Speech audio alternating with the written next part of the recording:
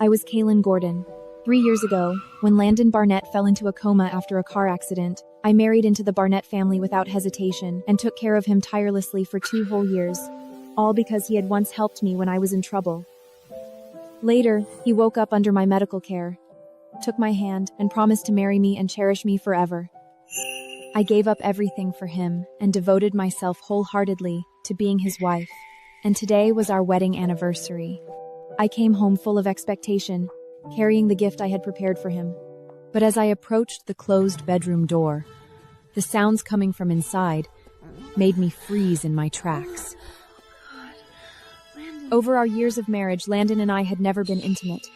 He had told me he had a condition that made it impossible, so I was desperately trying to convince myself that the man inside couldn't possibly be him.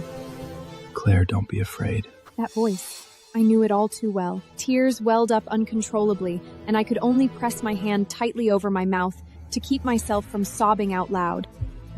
Landen, today's your wedding anniversary with Kaelyn. She's probably waiting for you like a fool. Isn't it wrong for you to be here with me instead of going back to her? What if she finds out? I instinctively wanted to flee from this place, but then Landen's next words stopped me in my tracks. What's there to be afraid of? Claire, I've told you long ago. My heart only has room for you. As for Kaelyn, she's nothing more than a placeholder. A placeholder? So my 3 years of youth, 3 years of devotion, were nothing more than that in his eyes. In that moment, it felt like something in my chest had been violently torn apart. I could no longer stay calm. I shoved the door open and charged in. Landen, what did I do wrong? Why did you deceive me? He was so startled by my sudden appearance that he froze mid-motion, hastily grabbing a coat to cover himself and that woman. But on his face, there was not a trace of guilt, only undisguised annoyance and impatience.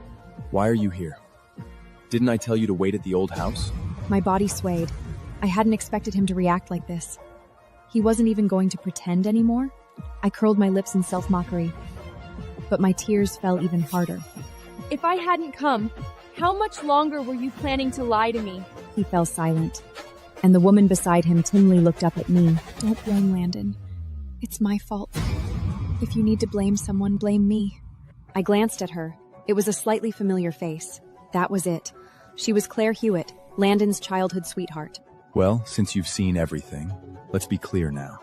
I want a divorce. The position of Mrs. Burnett should have been Claire's all along. He met my icy gaze, and my heart ached sharply. But my voice came out surprisingly calm.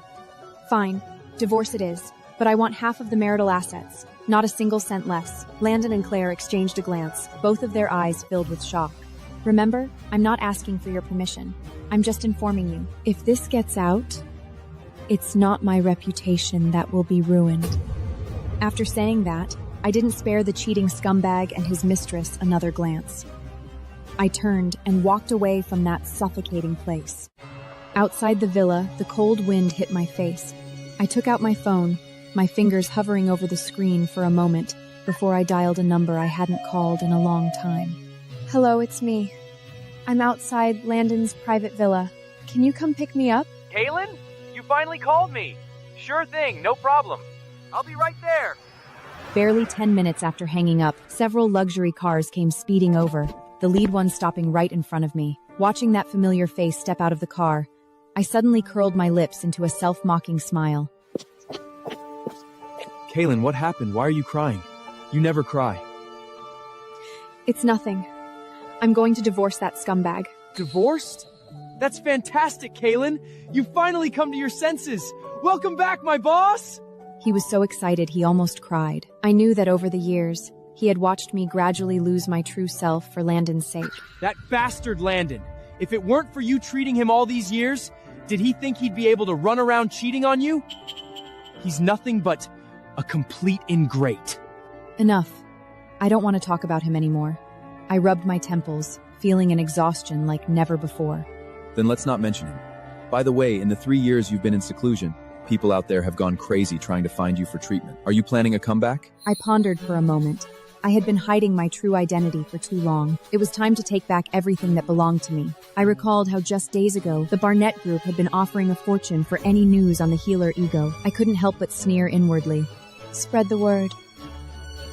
It's time for the renowned healer, Eagle, to return. Yes, I'll get right on it. Early the next morning, I was sound asleep when I was jolted awake by a shrill phone ring. Still groggy, I pressed the answer button, and immediately the familiar scolding voice of Landen's mother Kathy blasted through the line. You ungrateful wretch! Where have you disappeared to now? Get back here and do your chores!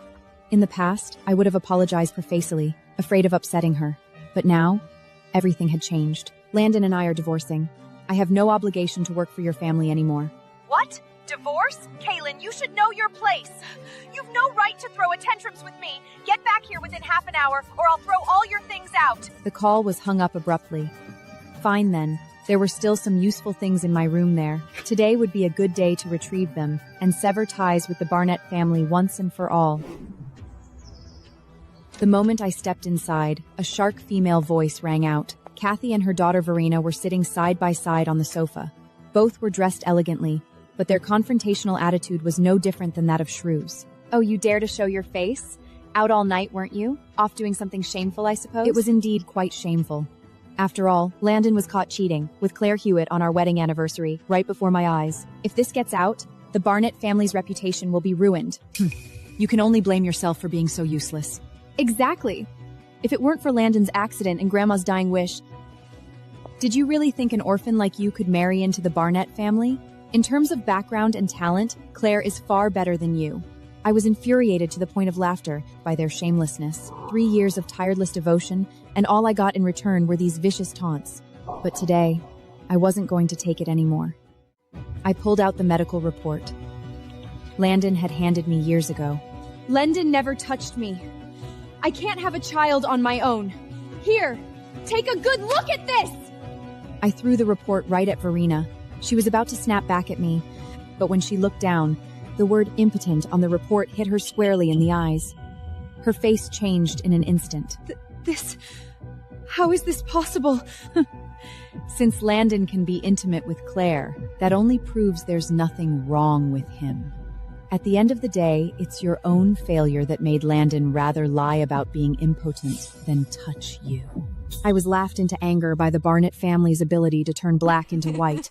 I couldn't be bothered to argue anymore. I simply took the divorce papers from my bag and tossed them at them. Have Landen sign it.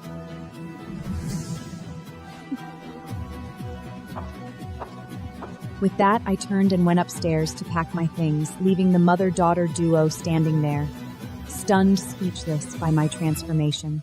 10 o'clock at night, Radiant Bar. Sebastian brought a group of friends to celebrate my return. I had been suppressed in the Barnett family for too long. Now, I just wanted to let loose. Here's to Kaelyn's return! I took a sip of my drink, growing tired of the constant attention from strangers pestering me. I tugged on Sebastian's sleeve and headed for the dance floor. As the pounding rock music played, I let myself go completely, losing myself in the dance. In a black dress and a passionate dance, I felt truly alive for the first time. Gradually, the other dancers around me stopped moving, their eyes all fixed on me. And at the bar entrance, Landen, who had just arrived with his group, also witnessed this scene. Is that Kaelyn? Landen, Kaelyn is probably just upset about last night. Why don't we go apologize and ask for her forgiveness? Landen's face visibly darkened. No need. Just ignore her. With that, he looked away. After a few songs, I was getting tired and pulled Sebastian along to head back to our table. But the moment I stepped off the dance floor, a short, stout, balding man sidled up to me. He squinted his beady eyes at me, and the moment he opened his mouth, a thick stench of alcohol hit my face. Miss, why not join us for a drink? Not interested. What are you pretending for? A woman like you coming to a bar is only here to seduce men? It's your honor that I've taken a liking to you. I dodged his greasy hands, ready to strike back. But Sebastian had already stepped in front of me and thrown out his business card. And from Landen's side, it seemed they had also noticed the commotion. Sebastian revealed his identity as the vice CEO of Starbright Group, and Colton's face went pale, but he clearly wasn't I'm telling willing you, to this lose is my face on his turf! own The turf. executives of Starbright Group have always been secretive. You say you are and you just are? Bullshit! You're probably some kind of imposter. Guards, Caesar! Then suddenly, a deafening bang erupted from the bar entrance. A gunshot. The crowd instantly panicked. Some screamed in terror and bolted for the exit. The military commissioner is present. Cease your disorder immediately and be quiet. Instantly, the bustling hall fell dead silent. Dozens of armed soldiers in dark green military uniforms stood on either side of the entrance, forming a corridor. A moment later, a man about 6'3", his back ramrod straight, walked in slowly. The 7-star medal on his shoulder was a globally unique symbol of honor and power. Rodger Barnett, the true head of the family, wielding global military power. I had only seen him once from afar at a family banquet. I never expected to run into him in a place like this. Take him away. At his command, the soldiers behind him immediately stepped forward and dragged away the terrified, paralyzed Colton. Soon, only our group and Landen's group remained. Landen wiped sweat from his forehead, forcing a calm expression as he stepped forward. Uncle Rodger, what brings you here? But Rodger didn't even spare him a glance. He walked straight up to Sebastian. I heard you have information about the healer, Eagle. Sebastian instinctively glanced at me. Rodger followed his gaze and finally rested his eyes on me. It's you? I've seen you before. You're Landen's wife? I ignored Landen's frantic warning looks and spoke with complete composure. He and I are divorcing. Rodger raised an eyebrow slightly, as if he hadn't expected such an answer, and Landen, standing to the side, had turned pale with panic. Uncle Rodger, don't listen to her. We just had a small argument. It's not a divorce. My wife was an orphan with no background before we married. There's no way she could know the healer Eagle. Don't be fooled by her. Kaelyn, you're being so unreasonable. It's one thing to throw tantrums with Landen, but how can you joke about something like this? Apologize to the military commissioner right now. Rodger ignored them and turned to Landen. His voice was icy cold, every word carrying unquestionable authority. When you had your accident, Kaelyn took care of you for 3 years. No matter what, you shouldn't treat her with such contempt, let alone get involved with another woman during your marriage. Landen was reprimanded into silence, standing there with his head down. Then, Rodger turned to me. Landen's recovery back then was a miracle. Perhaps you truly do have a connection to Eagle. I have someone important to me who is also in a coma after an accident. If you can arrange a meeting with Eagle, name your price. I will pay it. Not wanting any more dealings with the Barnett family, I simply named an astronomical price to scare him off. $1 billion. Pay it, and I'll contact Ego, but I can't promise she'll agree. As soon as I said it, everyone except Rodger looked horrified, but the next second, Rodger's reply stunned everyone. No problem. He agreed so readily that it left me with no room to refuse. I asked him for a contact, and his assistant Nolan immediately handed over a business card. All right. I'll notify you once I've contacted Eagle. The next day, I was woken up by dozens of frantic calls from Landen. He sent a threatening text demanding a meeting. I went. Kaelyn, I know your game. You made up that ego story to get my uncle's favor, so that he can force me back to this marriage. Give it up! I will only ever love Claire. I've signed the divorce papers and have no intention of clinging to you.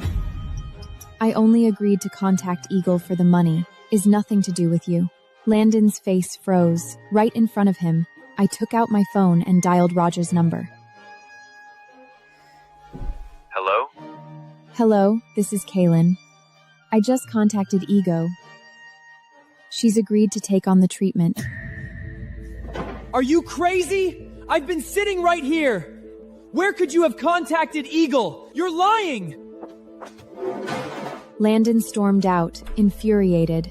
What does the healer charge? Any other conditions? The fee depends on the patient. On the day of treatment, no one else may be present, including you. Nolan's displeased voice came through, saying I was playing them. Rodger was hesitant too. If you don't trust me, then forget it. But that's your choice, so the amount we agreed upon still stands. I'll send you my account. Pay up. With that, I hung up. I knew the tougher I acted, the more uncertain they'd be. That was exactly the effect I wanted.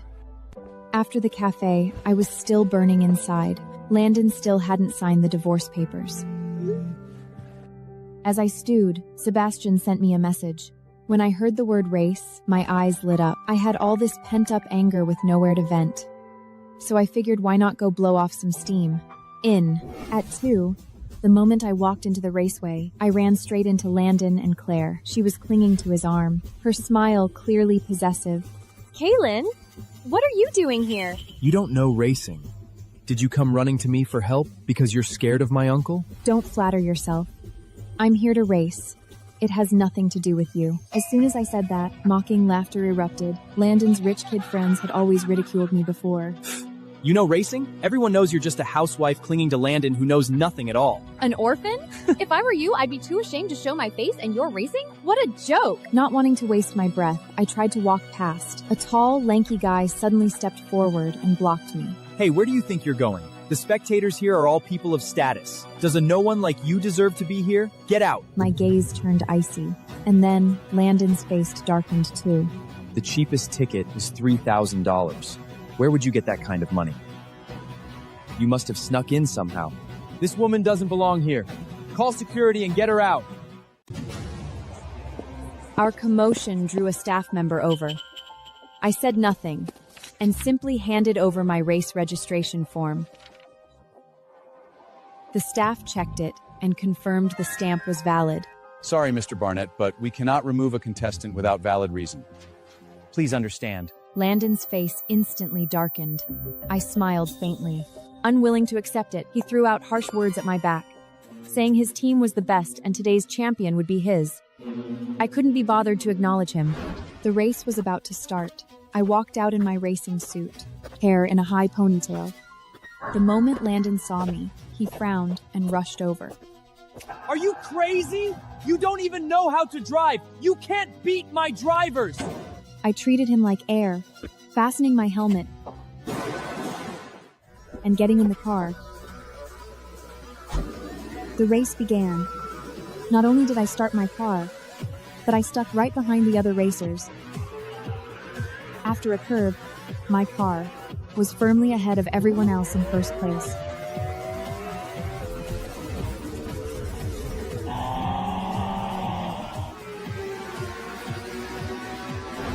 Landen panicked and grabbed his intercom, ordering his driver to beat me at all costs. His driver Benny panicked and deliberately rammed towards my rear after a curve. Just as the crash seemed inevitable, I yanked the wheel, switched lanes at top speed, dodged perfectly, and surged ahead again. The stands went silent for 2 seconds and then erupted. They were all shouting the same thing: butterfly drift, Lillian's signature move. Benny, seeing the race slipping away, clung to me again, ready to ram me a second time. But just then, the black car that had been racing alongside me suddenly slowed and slammed hard into Benny's yellow car. With a deafening crash, the yellow car was knocked into the barrier. I seized the chance and crossed the finish line first. I knew that without the black car driver's help, winning wouldn't have been so easy. After getting out, I walked over and tapped gently on his window. The window rolled down slowly, revealing a man in a helmet. I couldn't see his face, but his build and presence, Thank you. felt somehow familiar. I nodded at him in thanks. The staff led us to the podium. I was about to step onto the champion spot when Landen pushed past Claire and the others, forcibly blocking my way. Kaelyn, who exactly are you? How can you do Lillian's butterfly drift? Are you Lillian? I couldn't be bothered to explain. He couldn't save face and secretly signaled the referee. The referee took the hint and suddenly announced the top 2 were disqualified for foul play. Declare Benny the winner. The top 2 colluded to crash the third car. Results invalid. First place goes to Benny. What? Are you blind? It was Benny who deliberately rammed me multiple times. He should be suspended. Instead, you're calling me out? I request a replay. The footage was pulled up, clearly showing the yellow car's malicious moves against me. Yet the referee stuck to his ruling. Landen's face was full of smugness. The replay shows you colluded with the black car to force the yellow car off track. I'm the referee. This is final. Hear that? You lost. In this world, those who hold power make the rules. The staff were about to drag me down. Just then, an icy cold voice suddenly rang out. Stop! The black car driver took off his helmet, revealed a stunning face. It's Rodger. The entire venue fell silent. Since we're speaking with power, is my power enough? Co-Commissioner Barnett, I failed to recognize you. She is the champion! The referee turned pale and came up to me holding the trophy. If the results can be manipulated and it all comes down to power, then I don't want this first place. I swept a cold glance over it and pushed it away. I threw down these words and left without looking back. Back in the staging area, I changed my clothes and walked outside. Behind me, I heard Rodger lecturing Landen. Then, he actually caught up to me. I stopped and turned to Rodger, thanking him for helping today. I said I owed him one and told him to name his price. Last time you mentioned the healer ego. The healer's rules can't be changed. If you're not willing, this ends here. Pick someone else.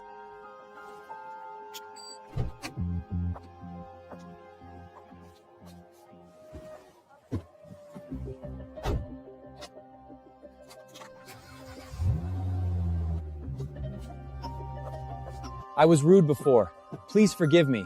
As long as the healer is willing, I'll agree to any conditions. A flash of surprise crossed my eyes. The military commissioner wasn't as cold as I'd imagined. I nodded, agreeing to contact Eagle for him. Let me drive you back. No need. I have my own car. Then can you drive me? My car was damaged in the race. I recalled the crash and said nothing. Driving past him, he stood there, unmoving. But after driving a short distance, I relented, stopping the car and gesturing for him to get in. When Nolan tried to follow, I locked the door. I hadn't forgotten his disrespect last time. Sorry, Mr. Finch, no room left.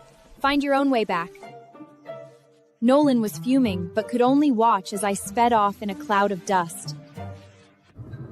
Sorry. I'm really sorry. Rodger beside me chuckled helplessly and apologized for his adjutant.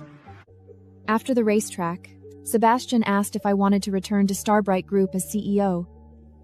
I turned it down. I'd been away too long. Better to start from the bottom and get a feel for things. All right. There's a subsidiary in Pirith. How about I set you up as an assistant first? That works. Early the next morning, I went to check in. HR led me to the marketing department, where I met my new supervisor, Debbie Perkins. Debbie looked me over for a while, a strange dislike in her eyes. I felt like she recognized me, though I'd never met her. How was she hired? Why wasn't I her direct supervisor informed? Kaelyn was admitted through a special recruitment channel by exception.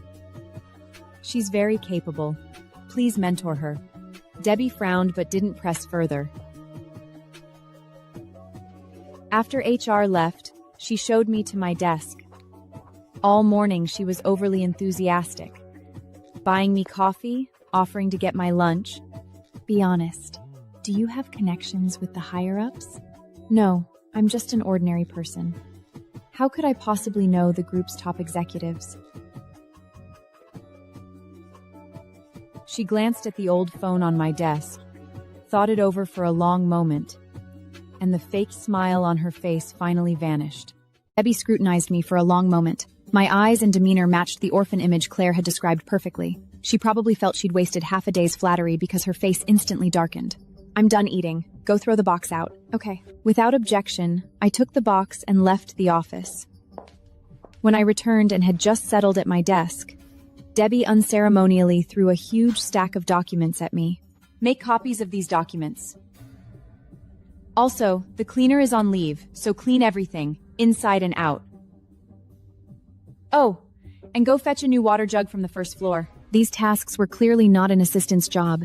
My colleagues watched silently, none daring to speak. But I didn't react. I was here to observe. Only by treating myself as a real newcomer could I grasp the true situation. I obediently got to work. Debbie watched with her arms crossed. Seeing my compliance, she was convinced I had no backing and was an easy target. She scoffed and walked out of the office. Over the next few days, Debbie's harassment escalated, the daily tasks absurdly numerous. Yet I didn't protest once. I took them all on and finished every single one.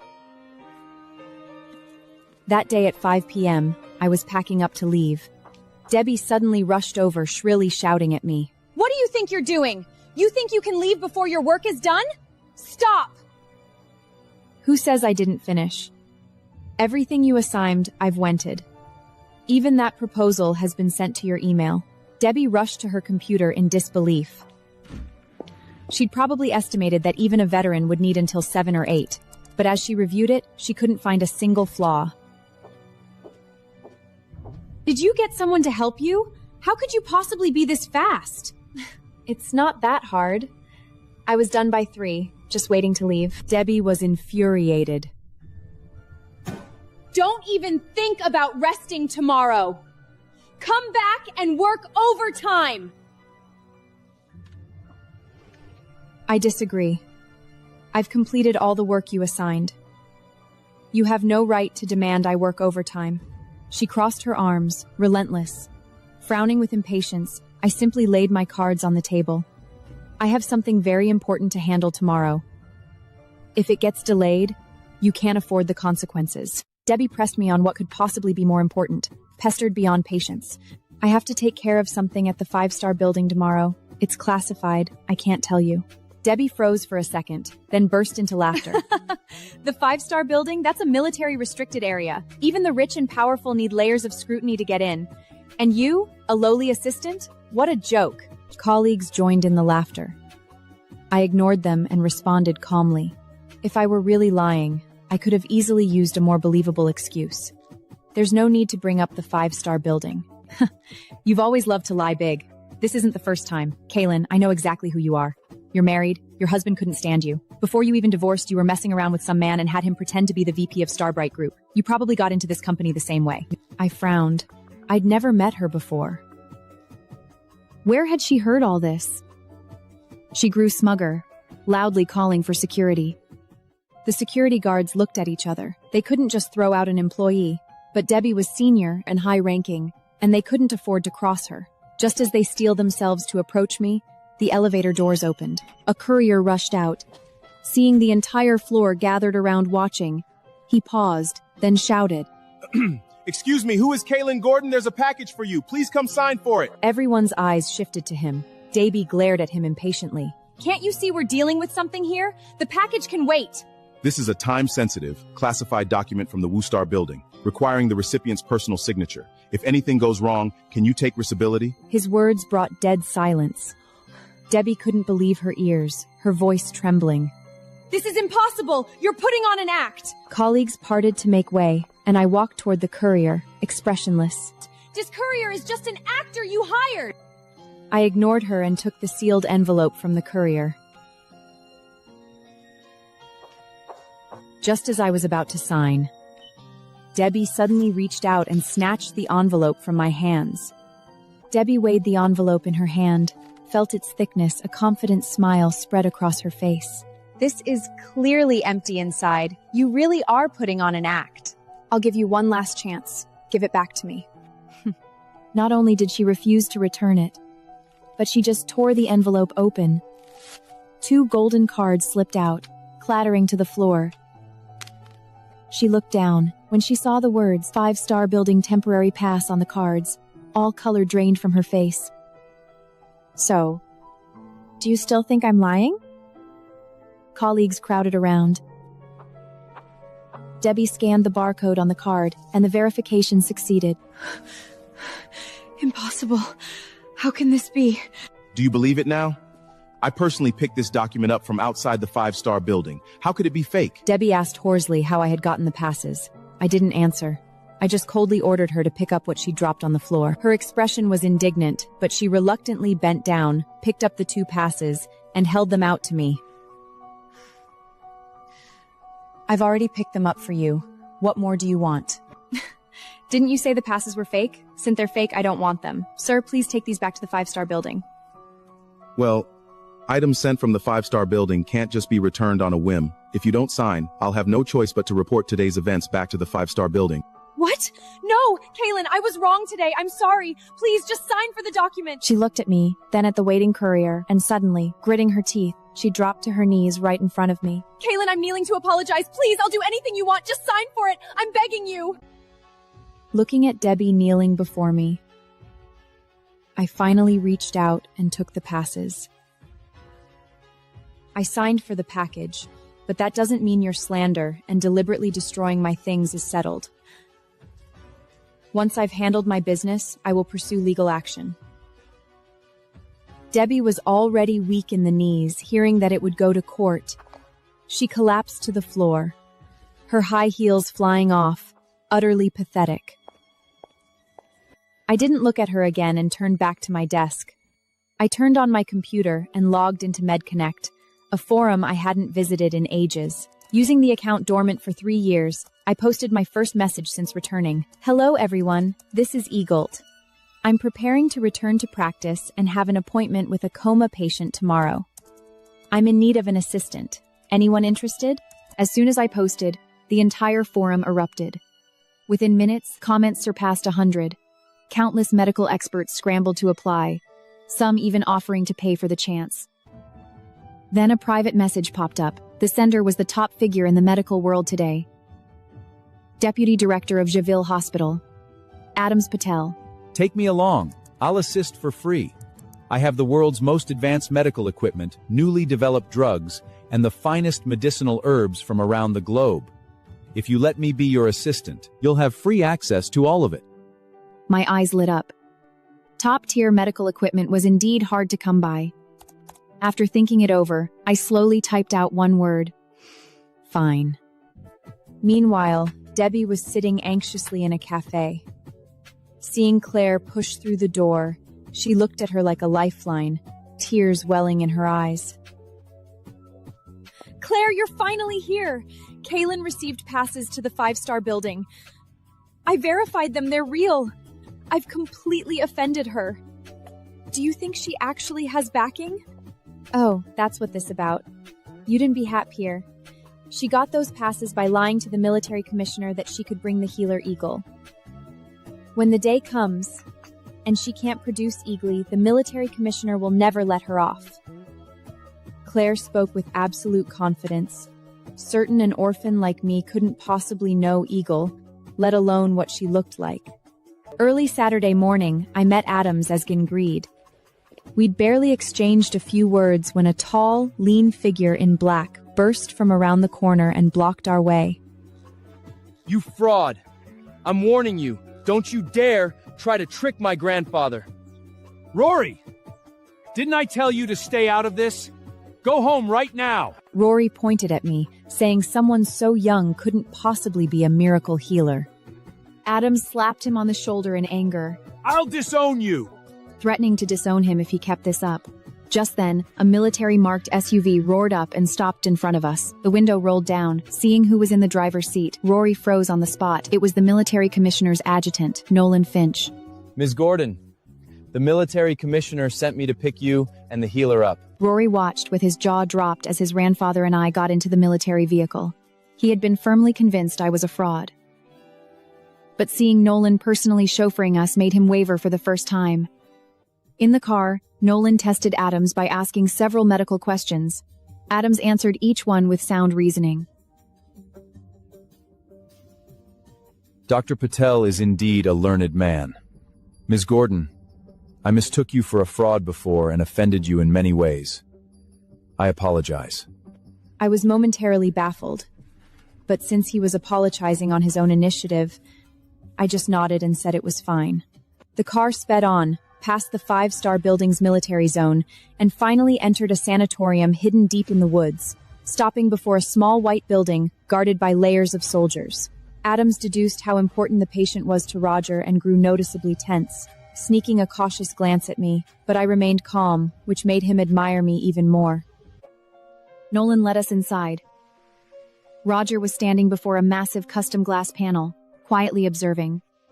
He turned and looked directly at Adams, assuming he was Egret. Dr. Patel, when can treatment begin? Right now. We pushed open the ward door. On the bed lay a young woman with delicate features and pale skin.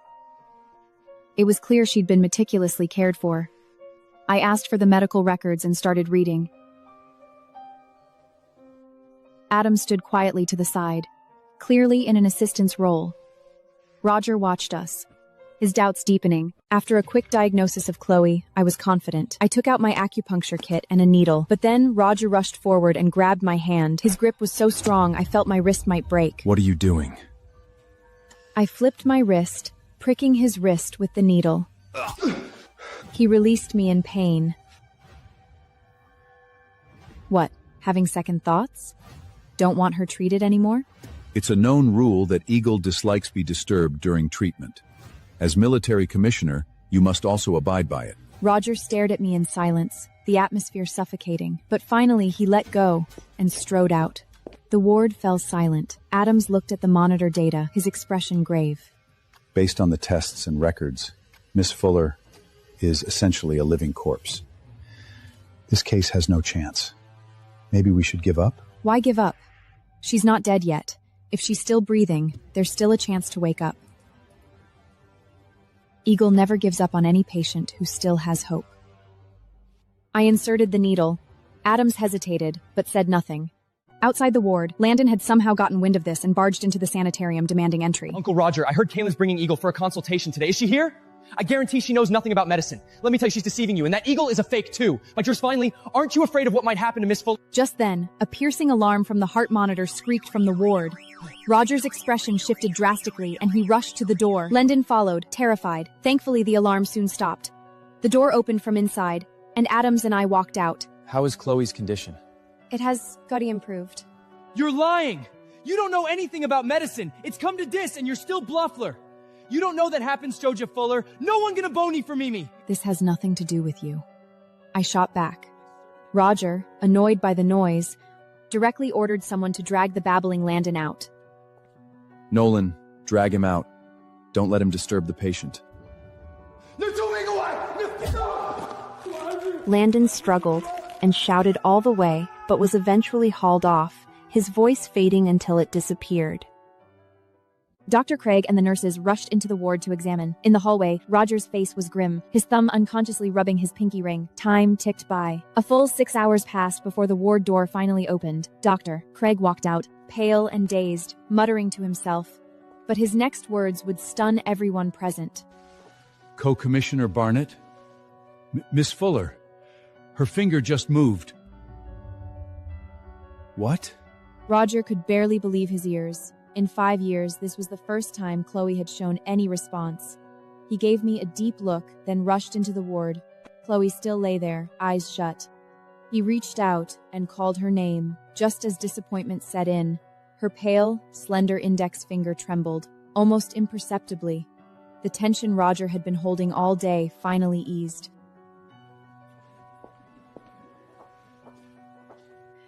So, I wasn't lying, was I? Chloe's condition has indeed improved. Thank you. Rodger's tension eased. He turned and apologized to us, promising more. I was too cautious. My concern clouded my judgment. I'll add extra compensation to what I promised. The illness isn't completely cured yet. It's too early to discuss money.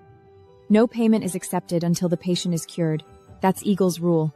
I left a prescription, instructing him to follow the care instructions and wait for the next treatment. As I was about to leave, Rodger watched this scene, his doubts deepening. I was the one who administered the acupuncture and wrote the prescription. Adams, meanwhile, was recording everything like a treasure, raising no objections to my decisions. His attitude even bordered on humble deference. An absurd thought grew clearer in Rodger's mind. He'd been wrong from the start. I was the real Eagle. But for now, he didn't probe further, just arranged for someone to take us back. The treatment was over. Rodger watched my departing figure, lost in thought. Meanwhile, at the Barnett mansion, Claire was pacing anxiously. It was already 8 in the evening, and Landen still hadn't returned. The door finally opened, and Landen walked in, his face grim. What took you so long? What happened? That overconfident idiot. Kaelyn not only brought a fake healer, but also lied about knowing medicine and actually treated Chloe herself. What? What happened after? How's the situation? It went wrong. The military doctor was in there the whole afternoon and came out looking terrible. Chloe's condition is probably not good. Landen, Chloe is the military commissioner's forbidden lamella. If something happens to her, he'll take it out on us. You have to cut ties with Kaelyn immediately and sign those divorce papers. Landen's face was dark. Though a strange hesitation lingered inside him, he was eventually convinced. He took out his phone and dialed my number. Within 2 seconds, the call was rejected. He tried again, only to be told he'd been blocked. After I blocked him, Landen's face turned green with rage. In the end, he had to borrow a servant's phone to send a text, identifying himself and asking to meet about signing the divorce papers.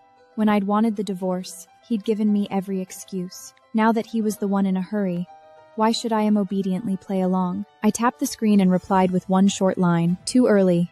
Can't get up." He sent another message rescheduling to 2 o'clock. I rejected it the same way. My dismissive, arrogant attitude drove him crazy. Unable to bear in it, he called directly. Distai picked up. Weren't you the one desperate for a divorce before? Now that I've agreed, why are you making excuses and stalling? Before, I did want a divorce, but you kept dragging your feet. Now I don't want it anymore. Got a problem with that? What will it take for you to agree to the divorce? Just say it! You want a divorce? Fine. But besides half the marital assets, I want you, your whole family, and Claire to come and bow an apology to me.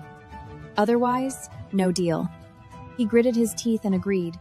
We made an appointment to meet at a coffee shop. I hung up, completely ignoring Landen's fury on the other end. Just as I washed up and was about to sleep, my phone lit up again.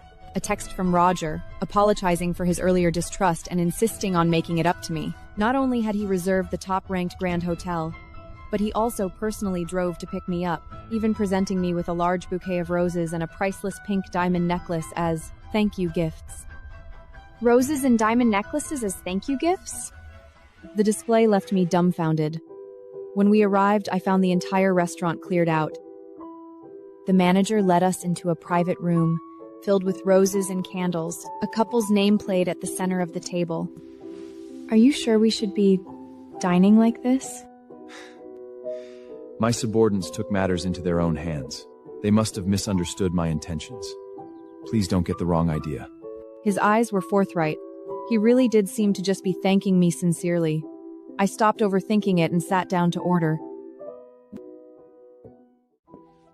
Just as I sat down, my phone rang. Landen. I hesitated for a moment, then picked up. Kaelyn, what do you mean by this? Messing with us? We agreed to meet. Why haven't you shown up yet? Oh, sorry, I was handling something else, and completely forgot. Something this important? And you just forget? You've got so many of us waiting for you. Don't you have a conscience? I glanced at the time and let out a cold laugh. It's only 8 o'clock. For 3 years of marriage, you made me wait endlessly. Now you can't even handle waiting 2 hours for me? My words left him momentarily speechless. But beside him, Kathy heard my sarcasm and immediately exploded, snatching the phone and shrieking curses. You little wretch! What do you mean you forgot? I think you're just deliberately stalling! Always knew you were vicious! If you say one more foul word, I won't divorce him at all. Kathy instantly shut her mouth. I leisurely finished dinner before slowly making me way to the cafe. The Barnett mother and daughter, already fuming from waiting, charged at me as soon as I arrived. I dodged them easily, and even accidentally tripped Verena, making her cut her forehead. Mom, I'm bleeding! This vicious woman, she did it on purpose! That's right, I did it on purpose. I'm here to get revenge on all of you. What are you gonna do about it? Kathy was shaking with fury and about to make a scene. Then a military vehicle suddenly pulled up outside. Their faces changed drastically. Mistaking it for Rodger's men tailing me, they were terrified of being implicated. Pushed to the brink and terrified of offending Rodger, Kathy threw all face aside. Gritting her teeth, she dragged Verena down, and with a loud thud, they dropped to their knees right in front of me. We've apologized and knelt. I'm begging you, just sign the divorce papers and end this with Landen. Kaelyn, even if I wronged you, you can't treat my mother like that! This is what they owe me. You have no right to judge. Claire, terrified of further mishaps, hastily pulled out the divorce papers and a pen, shoving them in front of me. Just as I was about to sign, Landen looking at the woman who had given everything for him. You did take care of me quite a lot these 3 years. If you apologize to my mother and sister, I'll consider giving you additional compensation. I just felt nauseous. I forcefully shook off his hand. No need. I don't care for your pennies. Claire hurriedly handed me the pen. I swiftly signed my name, tossed the pen aside, and stood up. From this day forward, I have nothing to do with the Barnett family. I hope you won't disturb my life again. With that, I turned and left without looking back. Watching my departing figure, an inexplicable emptiness rose in Landen's heart. The moment I stepped out of the cafe, the military vehicle's door swung open, and I got in. The 4 inside saw this and thought I was finally being arrested by the military commissioner, feeling a wave of satisfaction. In the car, Rodger asked how things had gone. When he questioned why I'd married Landen in the first place, I gazed out the window, my thoughts drifting back 5 years to the who'd saved my life at Moon Bay. None of that matters anymore. Since I've already divorced him, let the past stay buried.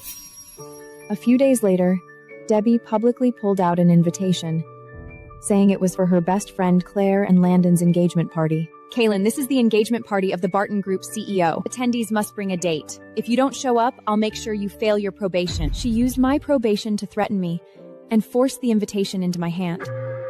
I was racking my brain over this when, just before bed, I received a text from Rodger. Landen is holding an engagement banquet in a few days. Would you be willing to be my date? I was surprised by Rodger's invitation, but I'd already asked Sebastian, so I politely declined. That weekend, Sebastian and I agreed to meet at Lockar, Pirith's most exclusive dress boutique. I arrived first. Dressed simply, I was ignored upon entering. As I browsed the gowns alone, a shrill, grating voice came from behind. Kaelyn? What are you doing here? Do you know what kind of place this is? This is low kosh. A low-class woman like you doesn't deserve to set foot in here. Clothes here cost more than what ordinary people make in years. You're just a regular employee now. You should save your money. I didn't want to engage and turned to leave, but Verena stepped forward, blocked my path, and demanded I apologize. I did nothing wrong. Why should I apologize? Besides, you were the ones who chose to kneel. You did it so half-heartedly, yet I didn't even hold it against you. How dare you bring it up? Verena's face flushed with rage at my retort. Humiliated and furious, she called over a sales assistant and pointed at me, demanding I be thrown out. This woman can't afford a single thing in here. Get her out immediately. Just as the assistant was about to throw me out, I calmly pulled out a gleaming gold card from my bag. Who says I can't afford the clothes here? Take a good look. What's this? Seeing the words VIP gold card, the adjusting's face went pale. Verena and Claire froze too, but they quickly recovered, convinced the card was fake. There's no way you've spent enough to reach gold card status. Where did you get that? Did you steal it? Not bothering to explain, I handed the card directly to the assistant. She slid it into the reader with suspicion. When the screen displayed an 8-digit balance, she trembled and bowed 90 degrees to me. I'm sorry, miss. This card is genuine.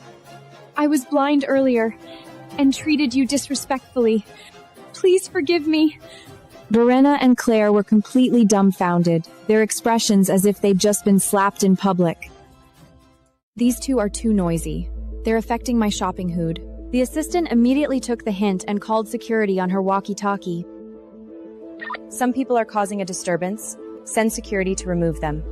How dare you? I'm the Barnett family's daughter. Do you know the consequences of offending the Barnett family? No matter how famous Lockhart is, it's not qualified to challenge the Barnett group. You'd better weigh your options carefully before acting. This lady is our store's VIP gold card member. By regulation, we're obliged to clear the store for her if needed. If you ladies disagree, feel free to have the Barnett Group CEO take it up with our higher-ups. With that, she ignored the two and led me further inside. Several burly security guards, without further ado, grabbed Verena and Claire and dragged them out. Under the strange stares of passers-by, the two were tossed out of the store like garbage, their hair disheveled and clothes wrinkled. Utterly humiliated. Verena and Claire were thrown out. They happened to see Sebastian walk into the store and naturally put his arm around my shoulders. Claire recognized him as the man from the bar and restaurant before. Verena was so furious, she started furiously snapping photos outside. Inside, completely unaware, I went into the women's fitting room alone to try on a dress. But halfway through, my hair got caught in the zipper, stuck tight. I struggled for ages, sore and exhausted, and could only helplessly call out for help. Is anyone there? I have a problem here. Can someone please come help? Soon, heavy footsteps approached. Someone pushed the curtain and entered, not the clicking of the assistant's heels. From the corner of my eye, I caught a glimpse of a gray hem. I figured Sebastian had heard me calling and rushed in first. Quick, help me out. My hair is stuck in the zipper. He did so clumsily, with careful movements. But when he helped me pull up the zipper, his fingertips accidentally brushed my bare back.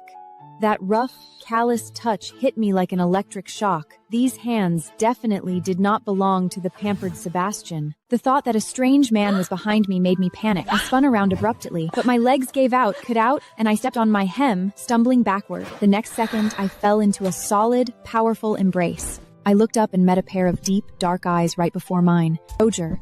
Our bodies were pressed tight together. The fitting room was so silent. Only our panicked heartbeats and breathing could be heard. It took me a long moment to snap back to my senses. Embarrassed, I pushed him away. Why is it you? Why did you barge into the women's fitting room without a word? I heard you calling for help inside and thought something was wrong. I was worried, so I came in. Then I was about to leave when you asked me to stay and help. I then remembered. I was the one who had mistaken him for Sebastian. My face flushed with embarrassment. Sorry, that was my misunderstanding. Thanks for your help. I owe you one. But his expression didn't soften. Instead, his frown deepened. It's nothing, just a small favor. No need to repay me. I only helped because you can treat Chloe. Don't overthink it. With that, he gave me a deep look, turned, and strode away, leaving me standing there alone, my emotions tangled. After coming back from Lockheath, Verena and Claire were utterly disheveled.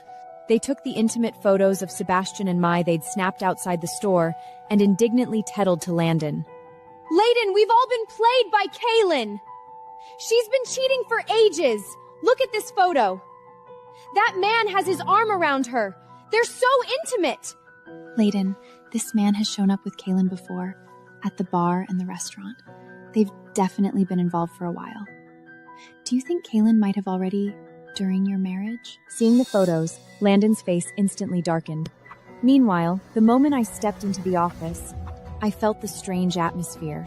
Every colleague's eyes landed on me, then quickly darted away as they whispered. What's going on? You should go check the company forum. I opened the forum. The top post on the homepage was titled, Kaelyn's Extramarital Affair, Photographic Evidence. It was an anonymous account, and attached was the very photo from outside Locknast. The comments were full of insults and ridicule aimed at me. A cold smile curved my lips. Debbie thought this would ruin my reputation? I tapped the screen and replied directly to the post. Can't help it. Marriage is supposed to meet certain needs, but unfortunately, Mr. Barnett just can't perform. This sentence exploded like a depth bar, instantly decimating the entire comment section. The people who had just been cursing me for cheating immediately had their attention diverted. What? Mr. Barnett can't perform? Is that true? I heard Mr. Barnett was married to her for 3 years with no kids. Could it be true? Then why is he in such a hurry to get engaged to Claire? Could it be he's afraid of his secret getting out and is using the engagement as a cover? The comment section had completely derailed, everyone discussing whether Landen really couldn't perform. Debbie watched the post spiral completely out of control, cold sweat pouring down. Just as she was about to delete it, the entire post was suddenly forcibly removed. Only a senior administrator had the authority to delete it. Debbie was scared pale, terrified they'd trace it back to her. Looking at the screen, I understood. The forum manager had probably recognized Sebastian in the photo and didn't want to offend the vice CDO. The deleted post made Debbie even more panicked. A few days later, she ran into an unfamiliar young man in the hallway. He introduced himself, saying he was here looking for me. His name was Rory Patel. Debbie's eyes lit up. Rory Patel, the grandson of Adams Patel, deputy director of Javille Hospital. Mr. Patel, what are you looking for Kaelyn for? She's not at the company right now. Don't you know? Kaelyn impersonated a miracle healer and scammed people. The treatment went wrong and she was arrested by the military. Are you serious? I knew that woman was a fraud. Rory already had a prejudice against me and believed it immediately. Debbie seized the opportunity to invite him as her date to Claire's engagement banquet, promising she could help him get more evidence of my deception there. Fine. I'll go. I have to make my grandfather see her true colors. On the weekend, Landen and Claire's engagement banquet was paced as scheduled at the Lockhoft Hotel. The moment I walked into the banquet hall with Sebastian on my arm, a considerable stir arose. I wore a simple black mermaid dress that accentuated my curves. The murmurs around me kept drifting into my ears. Who is that woman? She's gorgeous. She completely outshines the bride today. I think she's Mr. Barnett's ex-wife. With that grace and beauty. I really don't understand how Mr. Barnett could divorce her for someone else. Debbie, who had arrived early, saw me drawing all the attention and felt a surge of jealousy. She immediately brought Rory over and spoke with a mocking tone. Oh, Kaelyn's here? Dressed up so beautifully. Anyone would think you're the star of today. Here, let me introduce my date, Rory Patel. Then she turned to Sebastian, deliberately pretending not to recognize him. So, aren't you going to introduce your date? Could this be the lover from the photos? Under Debbie's and Rory's siege, Claire appeared right on cue, clinging to Landen's arm. She wore the expression of a victim, her voice full of grievance. Kaelyn, you deceived Landen for so many years. I never imagined you'd bring your lover to our engagement banquet. This is really too much. Do you dare claim there's nothing between you two? At Claire's direction, the large screen in the banquet hall suddenly lit up. First, it showed the photo of Sebastian and my secretly meeting at Lockark. Then the chat lines of him sending me an abs photo. And she still claims they're just friends? It's all laid out. Look at how flirtatious that sounds. They're definitely a couple. Mr. Barnett really has the worst luck. At this moment, with everyone pointing fingers, Sebastian couldn't take it anymore. Enough! You all suspect there's something shameful between Kaelyn and me, and want us to prove otherwise. Then let me state it loud and clear right now. My sexual orientation is toward men. Kaelyn, to me, is a very good friend. There is none of the messy, sordid relationship you're all imagining. The entire hall fell dead silent. No one thought he would joke about something like this. The cheating rumor crumbled instantly. Landen's expression eased, but Claire and Debbie looked like they'd swallowed flies. Even if the cheating isn't true, the fact that Kaelyn impersonated a miracle healer and deceived the military commissioner is undeniable. The military commissioner will be here today too. Let's see how she gets out of this. As soon as she finished, the emir at the entrance called out, "The military commissioner has arrived." The moment Rodger appeared, the entire hall fell silent. Claire and her allies secretly rejoiced and rushed to tittle. But Rodger's eyes only rested on me. Ignoring everyone's words, he walked straight up to me. Then, he did something that stunned everyone. He slowly raised his hand, pulled me to his side, and looking around the hall. Kaelyn Gordon is now under my protection. I will not allow anyone to bully her. Rodger's words exploded like thunder, stunning everyone. Claire's face went ghastly pale. Landen's face cycled from green to red, but in the end, he didn't dare say a word. At that moment, Kathy and Verena arrived late, still clueless about the situation. They started cursing me the second they saw me. You little wretch, you actually dared to come? Weren't you arrested by the military commissioner's men?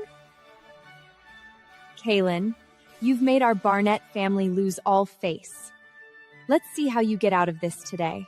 Rodger just swept a faint glance over them, a look that instantly shut the mother-daughter supo up, and his next words left them completely dumbfounded. I'm not here to attend the engagement banquet. I only agreed to come because I knew Kaelyn would be here, and was worried she'd be targeted. Claire was utterly panicked. She'd been bragging everywhere that she was the niece-in-law acknowledged by the military commissioner. If people found out it was all a misunderstanding, she'd truly become the laughingstock of Pirith. The dance music started. Claire dragged the distracted Landen onto the dance floor. Trying to use the opening dance to steal back the spotlight, she pulled out all the stops, launching into one difficult move after another. Rodger extended his hand to me like a gentleman. Miss Gordon, may I have this dance?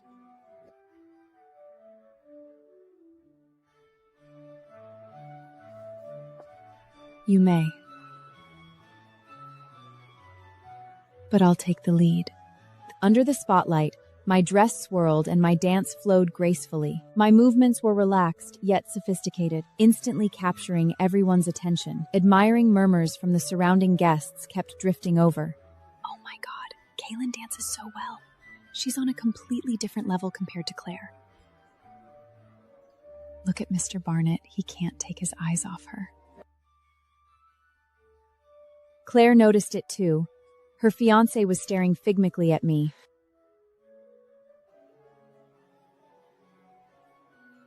She bit her lip, her expression growing uglier by the second. Claire realized everyone's eyes were on me. Even Landen was staring transfixed.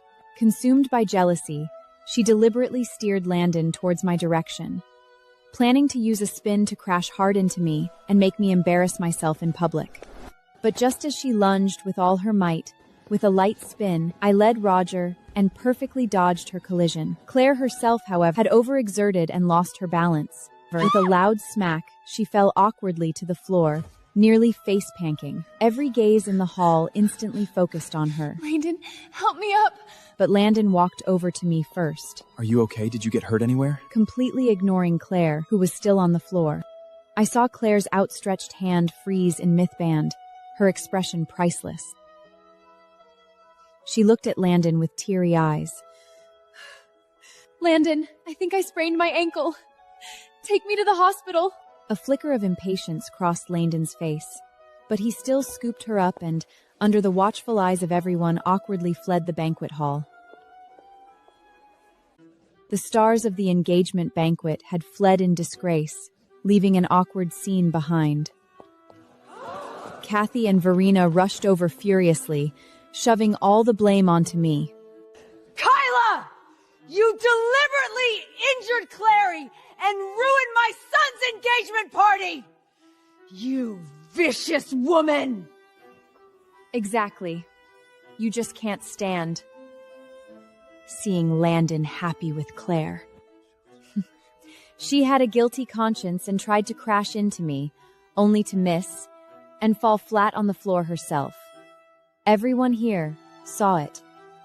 Go ahead, ask them if I'm lying. The guests around us nodded in agreement, and the Barnett women's faces flushed crimson. Just then, a young man who had been on Claire's side suddenly stepped forward and spoke to Robin. Military Commissioner, you may not know this, but Kaelyn not only deceived you, she also deceived Eve, my grandfather, the renowned healer Adams Patel. Please arrest her immediately! In an instant, all eyes focused on me and Rodger again, waiting to see how he would deal with Ho Ontrahaus them Swaith, this fraud like me. Rory thought he'd caught me red-handed and wanted to use this to nail me completely as a fraud, but Rodger's reaction caught everyone completely off guard. I haven't spoken yet. What gives you the authority to decide for me? Rory was stunned by the reprimand, frozen in place. Rodger then swept his gaze across the hall. Kaelyn has never deceived me. She is my specially appointed doctor. Thanks to her treatment, my important patient, Chloe Fuller, has shown clear improvement. Kathy and Verena gaped, completely speechless. These words landed like a resounding slap across every face waiting to see a spectacle. Rory's face cycled from green to white.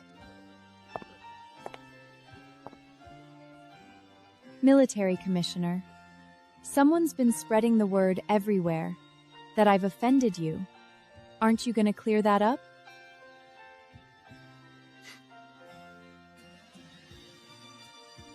After today, no one will dare utter those words again. The engagement banquet ended on a sour note. Gu Yeting offered to drive me home. The car was warm, and he carefully draped a blanket over me. As he leaned in, that masculine scent mixed with woody cologne made me restless and unhappy. Suddenly, a sharp break sent me herward from the momentum. Before I could react, he yanked me back, and I landed right in his arms. Before I could get off his lap, another violent jolt struck, throwing my body forward again. This time, my lips pressed squarely against his. We both froze. In that cramped car, every sound seemed amplified, stunned breaths, and heartbeats pounding like drums. It took me a long moment to snap out of it, like I'd been shocked by electricity. I shoved him away and scrambled to the farthest corner. My face was hot enough to fry an egg. This was just an accident. Let's just pretend nothing happened. I stammered out my explanation, blushing completely. Watching my tense, guarded reaction, Rodger's initial displeasure at being pushed away seemed to vanish. He raised his hand and touched his own lips, as if still savoring that accidental kiss. Are you bothered by it? Or disgusted by kissing me? I froze, then waved my hands furiously. How could I possibly be disgusted of him? I just felt there shouldn't be this kind of crossing of boundaries between us. No. I just think I shouldn't get too close to my patient's guardian. It's a matter of professional ethics, not disgust. With that, I turned away, pretending to look out the window, but my heart just wouldn't calm down. The car fell into silence, but I could feel his gaze, still lingering on me. The atmosphere became even more charged than before. I didn't turn back, but I knew that after tonight, our relationship would probably never return to being just a simple doctor and patient's family. Debbie had been thrown in jail for offending Rodger, and the company had fired her. The department supervisor position was now vacant. The director publicly announced they would be selecting a new one. Kaelyn isn't qualified. Remember that $100 million investment task Debbie assigned her? She still hasn't finished it. Someone who can't even complete a task from their superior has no right to be supervisor. Who says she hasn't? This morning, a major client specifically requested Kaelyn. The contract is a full $100 million. She's already completed it. Kaelyn, the client is waiting in the meeting room. Go on over.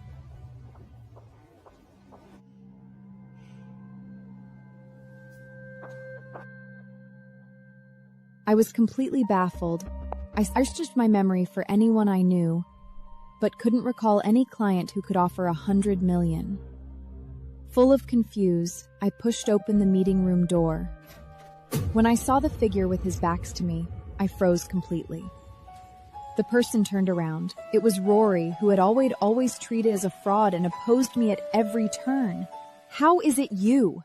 Rory turned around, his face full of awkwardness and reluctance. Don't look at me like that. I didn't come here on my own. My grandfather found out you work here and forced me to come sign this contract. He specifically demanded it go to you. If I dared refuse, he'd kick me out of the Patel family. If you're not here willingly, there's no need to force this partnership. Go back and tell him I rejected it. He won't blame you. But to my surprise, Rory didn't relax at all. He got even more nervous. No, don't do this to me. I misjudged you so badly at the engagement banquet. This contract is both an apology from my grandfather and my own way of making amends. If you really turn it down, I won't be able to face him. I'm begging you, just sign it.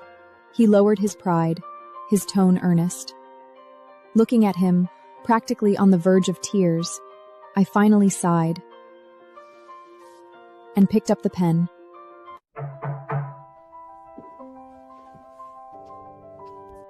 The moment I finished signing the contract, Rory's expression changed. He leaned back in his chair, crossed his legs, and instantly put on the airs of a client. Now that the contract's signed, get 10 marketing proposals done and submitted to me within a week. Oh, and figure out the materials yourself. Don't bother me for them. 10? Proposals should be about quality, not quantity. Even if we work overtime, the quality definitely won't be up to standard. Wouldn't it be better to focus on just one? That's your concern, not mine. 100 million isn't pocket change. If you can't handle it, I'll just find another company. I was about to explode in anger when the director rushed over to smooth things out, frantically signaling me to think of the bigger picture. I looked at Rory's smug face, and my nails nearly dug into my palms. Fine, 10 it is. So when are you going to give me the relevant materials? How am I supposed to do this without them? Can't you find them yourself? This is your job. I'm the client. You work for me, not the other way around. I had just gritted my teeth and agreed to the 10 proposals when Rory pushed it even further. He leaned back in his chair and spoke lazily. Hold on, I'm thirsty. I need coffee. Can't stand instant, only hand ground. Why don't you go to Blue Island Cafe and get me some within an hour? Past that, the deal's off. Mr. Patel, a round trip to Blue Island Cafe takes nearly 2 hours. That's really tight. How about I arrange someone else to get it for you? No, I only want it if she gets it. I won't drink it if someone else buys it. I looked at the smug expression on his face and knew perfectly well he didn't actually want coffee. He was just looking for ways to torment me. The director looked at me helplessly. For the contract I'd already signed, and so the director wouldn't be caught in the middle, I took a deep breath and squeezed 2 words through my teeth. Fine. I'll go. With that, I grabbed my bag and walked out of the meeting room without looking back. Outside the company, it was rush hour. I stood by the roadside for ages and couldn't hail a single taxi. Time ticked away, and I grew frantic. Just then, a familiar black military vehicle pulled up in front of me. The window rolled down, revealing Rodger's chiseled face. Since that awkward accidental kiss, I'd been deliberately avoiding him. I pretended not to see him, lowered my head, and walked away quickly. But the military Vok just langely followed behind me. It crept along the curb, blocking the cars behind from changing lanes, forcing them to crawl along. Soon the whole street erupted in honking. Someone stuck their head out, ready to curse, but upon seeing the military plates, immediately ducked back in fright.